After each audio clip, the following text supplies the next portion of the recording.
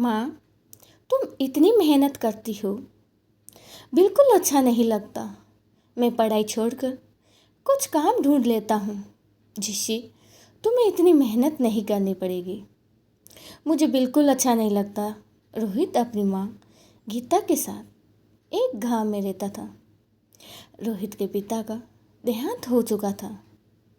गीता गांव के घरों में काम करने जाती और उसी से उन दोनों का गुजर बसर होता था।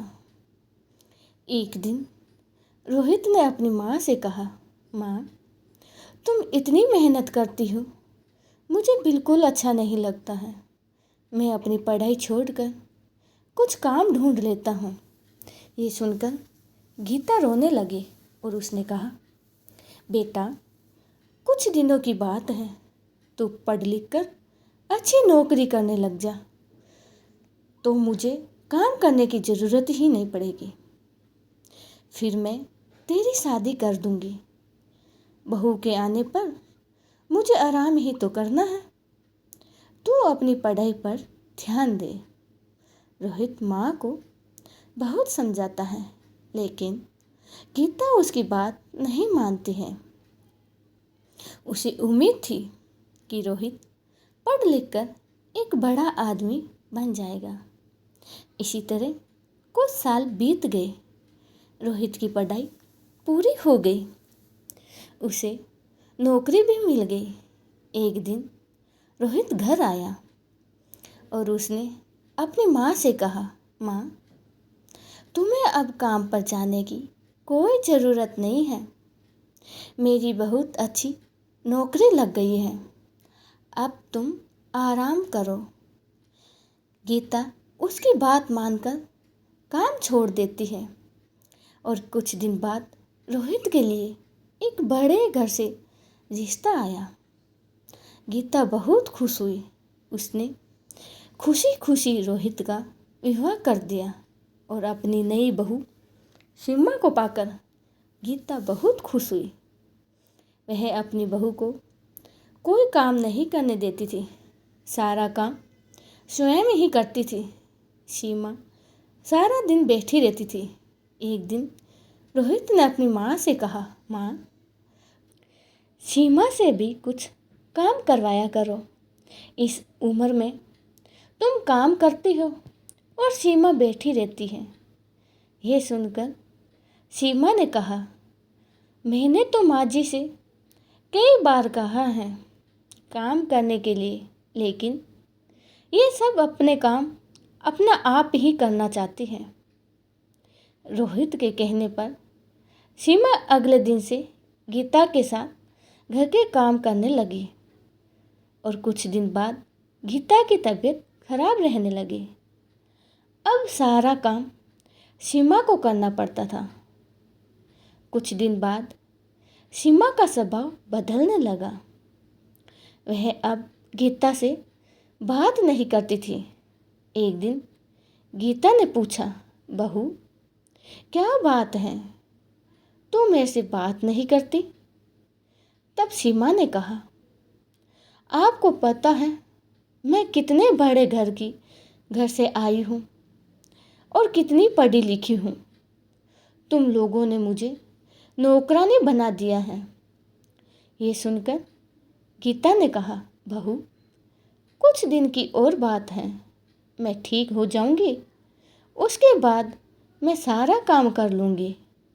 लेकिन अभी तो मैं बिस्तर से उठ भी नहीं पा रही। तब सीमा बोली, हाँ हाँ, ये सब बहाने मैं खूब समझती हूँ। मैंने काम करना शुरू किया तो आपने सारा काम ही मेरे ऊपर डाल दिया। यह कहकर सीमा अपने कमरे में चली गई। उस दिन उसने खाना भी नहीं बनाया। शाम को जब रोहित आया तब उस सीमा ने कहा, सुनो जी, मैं इतना काम नहीं कर सकती, इसीलिए मैं अपने पिता के घर जा रही हूँ। तुम्हें अपनी माँ की सेवा करनी है तो करो, मुझसे ये सब नहीं होगा। ये सुनकर रोहित गुस्से में बोला, मैंने शादी अपनी माँ को आराम देने के लिए की थी। अगर तुम घर का काम नहीं करोगी तो माँ इस बीमारी से कैसे काम करेगी? यही सुनकर सीमा गुस्से में अपने घर जाने के लिए चल दी। तब गीता ने उसे रोका और कहा, बहू, इस घर को छोड़कर मत जाओ, मैं सारा काम कर लूँगी। सीमा फिर भी नहीं मानती है और अपने पिता के घर चली जाती है। उसके जाने के बाद गीता रोती रहती है। रोहित कहता है, माँ, तुम क्यों रो रही हो? उसका गुस्सा कम होगा तो वह आ जाएगी। ये सुनकर गीता कहती है, बेटा, तुम अभी उसे लेकर आ और जब तक वह नहीं आए तुम भी उसके साथ रहना। रोहित कहता है, माँ, मैं तुझे इस हाल में छोड़कर कैसे जा सकता हूँ? लेकिन गीता कहती है, तुझे मेरी कसम, नहीं तो मैं अन्न जल त्याग दूंगी और मर जाऊंगी। गीता की जिद के आगे रोहित हार जाता है और सीमा को लेने उसके घर पहुंच जाता है। वह सीमा को बहुत मनाता है लेकिन वह नहीं मानती है। सीमा उसे कहती है, हम अलग घर लेकर रहते हैं, तुम अपनी माँ को हर महीने कुछ पैसे भेज देना। रोहित बेमन से उसकी बात मान लेता है और सीमा के साथ अलग मकान में रहने लगता है। उधर गीता अकेली रह जाती है। वह अकेले में बैठी बैठी अपने रोहित को याद करके रोती रहती थी। एक दिन गीता के घर पर कोई दरवाज़ा खटखटाता है। गीता दरवाज़ा खोलती है तो देखती है सामने सीमा का भाई राजेश अपनी पत्नी के साथ खड़ा था। वह दोनों अंदर आकर गीता से पूछते हैं, माँ जी, दीदी कहाँ है? गीता उसे सारी बात बता देती है। ये सुनकर राजेश कहता है, माँ जी, मैं सोच भी नहीं सकता था कि मेरी बहन ऐसा करेगी। मैं तो अपनी पत्नी के साथ शहर में रहता हूँ। आज दीदी से मिलने का मन हुआ तो यहाँ चला आया और इतनी बड़ी बात मेरे माता पिता ने भी मुझे नहीं बताई। यह कहकर वह चला जाता है। कुछ दिन बाद सीमा अपने पिता के घर जाती है। वहाँ उसे राजेश और उसकी पत्नी मिलते हैं। सीमा अपने भाई भाभी को देखकर बहुत खुश होती है और कहती है, भैया, आप कब आए और मुझसे मिलने क्यों नहीं आए? और माँ पिताजी कहाँ हैं? तब राजेश ने कहा, मेरी पत्नी माँ पिताजी के साथ नहीं रहना चाहती थी, इसीलिए मैंने उन दोनों को घर से निकाल दिया है और तुम भी अब कभी यहाँ मत आना। ये सुनकर सीमा के होश उड़ जाते हैं और वह रोने लगती है और कहती है, भैया, आप मुझसे इतना प्यार करते थे, अब कैसी बातें कर रहे हो? और इस उम्र में माता पिताजी कहाँ जाएंगे? आप उनके साथ ऐसा कैसे कर सकते हैं?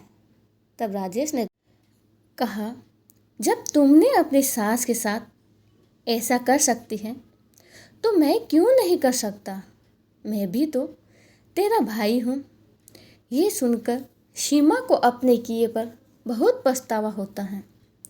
वह भागकर अपने घर पहुँच जाती है और रोहित के पैरों में गिर जाती है। रोहित ने पूछने पर वह सारी बात उसे बता देती है और कहती है, मुझे माफ़ कर दो और माँ जी के पास ले चलो, मैं उनसे माफ़ी मांग लूँगी। मेरे किए की सज़ा मेरे माता पिता को भी भुगतनी पड़ रही है। जाने वे किस हाल में होंगे। रोहित सीमा को लेकर अपने घर पहुंच जाता है। घर में घुसते ही सीमा गीता के पैरों में गिर जाती है और अपने किए गए व्यवहार के लिए माफ़ी मांगती हैं।